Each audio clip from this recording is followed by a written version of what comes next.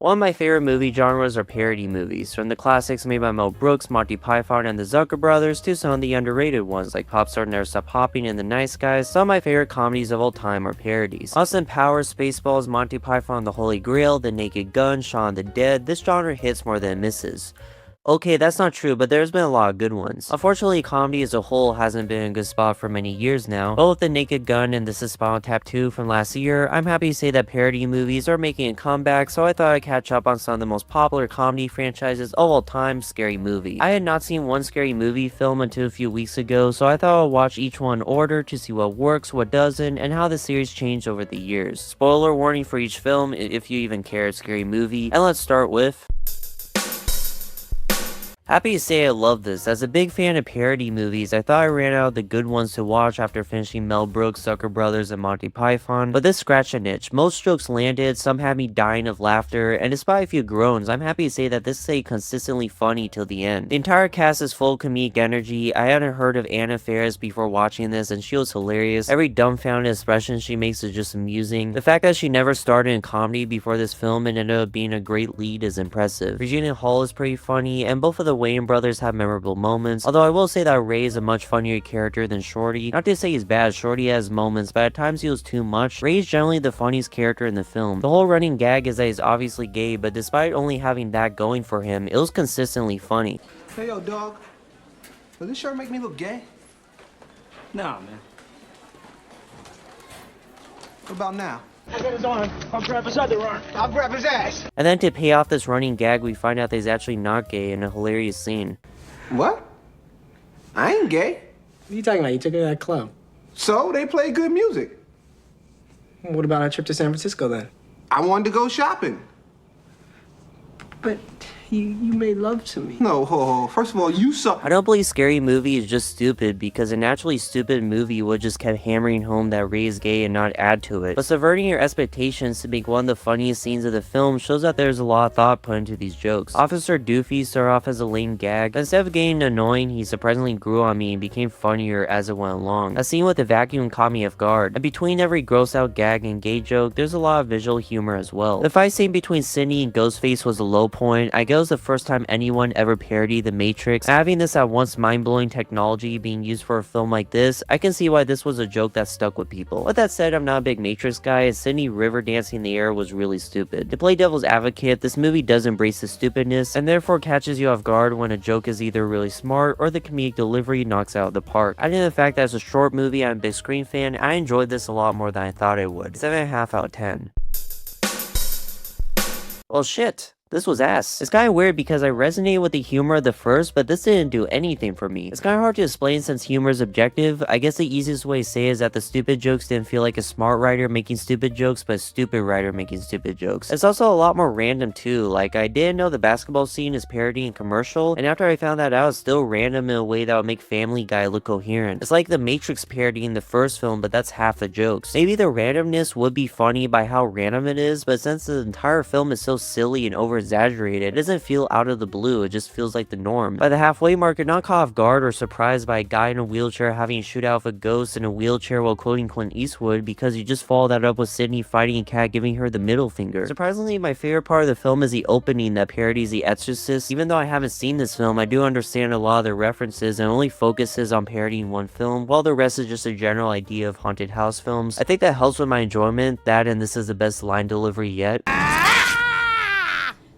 Fuck this. Tim Curry's in this movie, and surprisingly not funny. I mean, is Tim Curry the best part of Home Alone 2? How the hell do you make Tim Curry not funny? Why is David Cross funnier in Alvin and Chipmunks than in this? Unfortunately, it dragged with some good stuff, but a big step down from the first. 3.5 out of 10.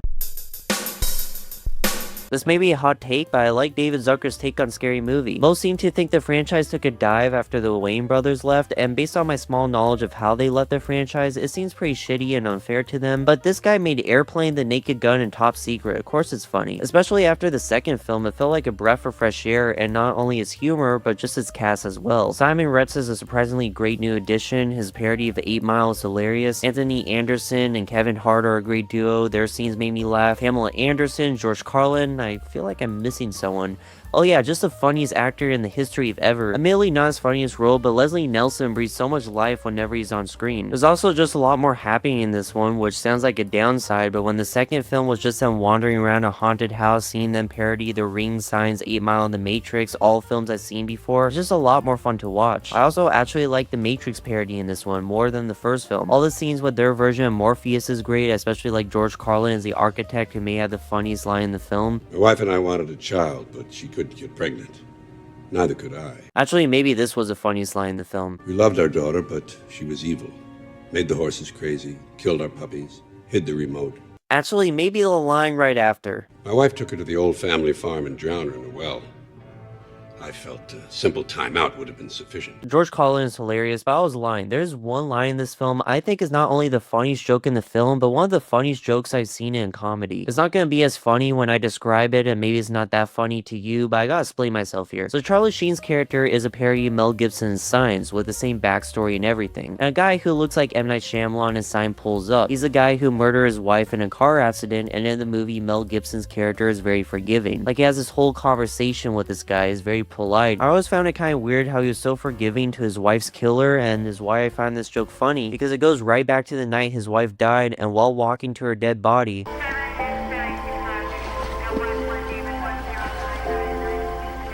Tom, I'll need a ride home. that's the hardest I've laughed while watching a movie in a while. I think I was actively laughing at the joke for the rest of the movie. Like, the entire movie was funnier because I was still laughing at that line. You may think that joke is lame, but just the comedic delivery, the slow pan left, his deadpan expression, like he's not even sorry he killed his wife. Of course, this is the same guy who made The Naked Gun. I love the whole 8 Mile parody, him throwing up on that guy's lap in the stall, and the banter between Kevin Hart and Anthony Anderson is great. Every time that kid got hit by a car made me laugh. Just the unexpectedness of him being launched out of a window from a fan is hilarious. Brenda fighting that girl from The Ring is pretty funny. This whole movie is full of great visual gags, like the dogs driving the truck, the sheriff's hat getting bigger, the crops from the Sign parody literally saying attack here. I love the scene where the brother tries to tell his niece that Brenda is dead and messes it up. You know your teacher, Miss Brenda? Yeah? She's dead! Gone forever! Died a horrible, painful death! Gone, gone, gone, just like your dog! My dog's dead? I just ran him over with the car when I drove in! Not every joke landed, but I'm confident saying this is the funniest of the franchise so far. I still like the first a little bit better and find it more consistent, but this is a close second, 7 out of 10. And before we continue, if you're enjoying this video and want to see more like it, consider subscribing and hitting the bell icon to get notified for new videos. Okay, I'm really going back and forth with this franchise, but this was pretty middle of the road. Some good stuff, I like that there's more Leslie Nelson, I really enjoyed the Saw stuff, especially watching this while marathoning the Saw franchise for a later video. This line made me laugh. Salter, get in here. This one's gonna do it. I also like the opening where Shaq and Dr. Phil wake up in a trap, especially this line. I was doing a show on teens with abandonment issues, and suddenly I woke up here. Man, those kids are gonna be pissed. I like how this film plays into a lot of cliche dialogue. Anna Faris is still funny, Regina Hall doesn't get a lot to do with this one, and Simon Retz's delivery is constantly top notch. The scene where Sydney pours piss on an old woman wasn't great, but the joke right after where she finds out and blasts her with a hose caught me off guard. Also, the visual gag of a kid hanging on a clothes hanger and them trying to start their bikes and scooters was pretty good. Also love the scene where they make fun of the kid from World of the Worlds running straight into battle like an idiot. The Tom Cruise interview parody was amusing. And hey, Michael Madsen. And the funniest, most clever joke of the movie goes to this. Here's Detroit. And here's Detroit after the attack. Other than that, it's just okay. Charlie Sheen taking 500 pills of Viagra and his privates turning huge was pretty lame. The Brokeback Mountain parody was lazy. It's the opposite of Ray in the first movie, where the entire joke isn't that he's gay, it's that he has a girlfriend and acts straight, but is obviously gay, only to subvert that at the end by saying he's not. There isn't anything subverted, it's just Brokeback Mountain. This is also gonna sound like a dumb criticism, but this movie just doesn't look like a movie. And I get it, it's a scary movie, it's supposed to look cheap, but I generally think the first and third movies look like real movies at times. You can watch the opening to Scary Movie, and everything from the lighting and the blocking could trick you into thinking it's a natural horror movie, so when the jokes do happen, it actually takes you off guard and contrasts the tone it was going for. Same thing with Scary Movie 3, when Brenda dies, there's actually emotional music playing in the background and it's shot like a natural movie, so when the music cuts and a joke happens, it takes you off guard as well. But because the entire film has studio lighting and already looks like a skit, you're not taken off guard by the jokes. I like the opening Saw parody with Shaq and Dr. Phil, but imagine if they lit and shot it like a real Saw movie. What makes Shaq banging his head and missing free throws that much funnier. I wouldn't say it's bad, but not good either. 5 out of 10. What the hell happened? Any cleverness, any wit, any novelty these films had just decimated with this film. From the same writers as Airplane, Naked Gun, Top Secret, Kentucky Fried Movie, Basketball, the last 2 Scary Movies, and Hot Shots Part 1 and Duets, and this is one of the most grating comedies I've seen. Also from the writer of the Star Wars Holiday Special, so maybe it's not that crazy, but still so shockingly bad. I actually like the idea behind this, being a parody of Paranormal Activity. You could make fun of many found footage films that were oversaturated at the time. As a big fan of the genre, I would understand a lot of what you're making fun of. Make fun of Cloverfield, make fun of Blair Witch Project, Paranormal Activity, like all the cliches that go with that. But there's nothing funny here. There's a scene where a microwave humps a chair. It's like they were trying to come up with the craziest, most ridiculous concepts they could think of without making those concepts funny. Most of the film isn't told through a found footage format, which seems like a big mistake. It starts spoofing Black Swan at one point, but without actually making fun of the movie, just playing over the same story beats. They also make fun of Inception with a Leonardo DiCaprio impression that I thought was actually kind of decent. And admittedly, this is the only joke I laughed at. I'm too heavy. Look at Mara. She looks great. The opening has Snoop Dogg and Mac Miller walking to the cabin and finding 2 little girls there. There's nothing funny about it. It doesn't spoof anything. It's just there because, hey, they got Snoop Dogg and Mac Miller in this movie. The previous films had cameos too, but they were actually funny and played into the person. Terry Crews just walks in here, says something stupid, punches someone, and leaves. They made a worse version of the Hangover scene. The worst part is that it just feels like the people making this are less passionate. So what you will about Scary Movie 2, which felt half-assed and less clever than the first, but at least you can tell the Wayan brothers were having fun or trying to make something funny. These actors are funny, these writers are funny, but it just feels like they're leaning to the reputation that these films are stupid and don't put any effort into subverting your expectations or any effort at all. Again, instead of smart people making something dumb, it feels like dumb people making something dumb. But I know these people are smart and funny, so it just makes how half-assed and stupid these jokes are even more frustrating. Although on the bright side, like how Scary Movie 3 was a breath of fresh air from the Wayan brothers' sense of humor, maybe Scary Movie 6 will be a breath of fresh air in the other direction. I can only hope. As of this film though, 2 out of 10. It's really bad.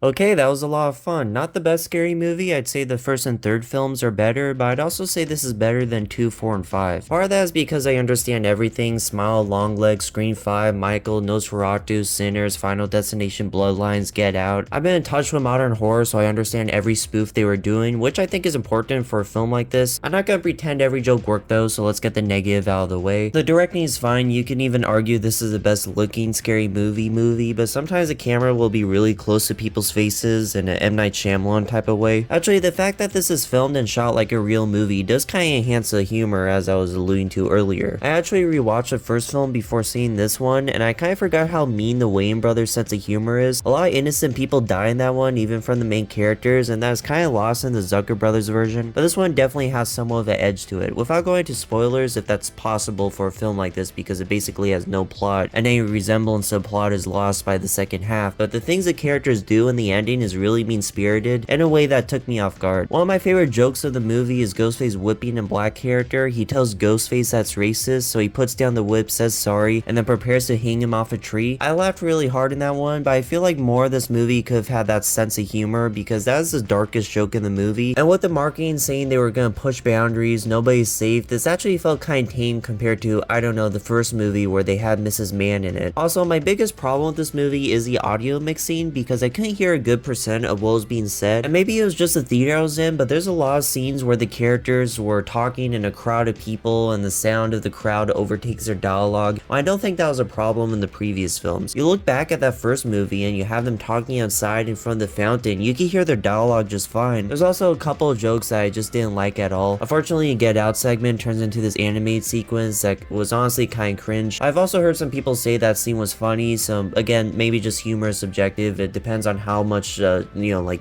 this sense of humor you're gonna take in, you know? Those first 20 minutes were kind of hard to get into, but other than that, I had a lot of fun with this. Honestly, maybe the most fun I've had watching a movie this year. Even though I gave it a 3 on Letterboxd and it's not perfect, I was laughing. Anna Faris deserved more screen time, but she still got the sauce. Her and Regina Hall. Officer Doofy was even a highlight in this one. He has some of the best material. Ray was still consistently funny. I like how they keep finding new ways to tell the same joke with his character, somehow never gets old. Hell, I even like Shorty in this one, Maybe I was too hard on him in Scary Movie 1. I actually like what they're going for with him. Even a couple of the cameos in the ending got me to laugh. The new actors were okay. The one who plays Sydney's daughter actually gave good Anna Faris vibes. She's probably given the weakest material of the cast, but I could see her potential. It's just nice to watch a comedy in theaters. I'm so glad parody movies like The Naked Gun, This is Spinal Tap 2, and Spaceballs 2 are coming out because I grew up on these movies. Maybe not Scary Movie, but I'm definitely a fan now and love to see any new ones. It's refreshing to watch these stupid comedies that don't take themselves seriously when just a few years ago seemed like that was never going to happen. With that said, here's my ranking from worst to best. Scary Movie 5, one of the worst comedies I've seen. Scary Movie 2, maybe if I just watch more of the films they reference I would enjoy it, but I just think it's not that funny regardless. Scary Movie 4, some jokes that made me laugh, but you could feel them running out of energy. Scary Movie 6, it's a fun return to form that gave me quite a few laughs and stayed entertaining. Scary Movie 3, the best sequel that chose the right movies to parody and gave a refreshing take after the second one. But yeah, the first one was still the best, just a classic spoof film.